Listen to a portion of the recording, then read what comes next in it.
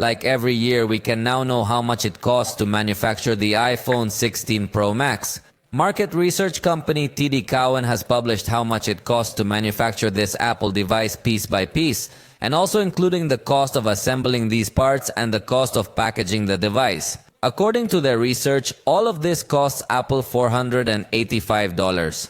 That is about a third of the final price that this product has, which is normal, and possibly all other smartphones on the market have a similar relationship between the price it costs to manufacture the product and the price at which they finally sell it, with the exception of Xiaomi's Poco brand, which suddenly scares us with such low prices. Compared to the last generation, it costs $32 more to manufacture this new iPhone. The most expensive parts of this device include the camera module, which is practically 16% of the total cost of the product, as are the display and touch panel, which have a very similar percentage. The processor costs $5 more than last generation, just for reference, so you can see roughly how much it costs Apple to give more power to these devices.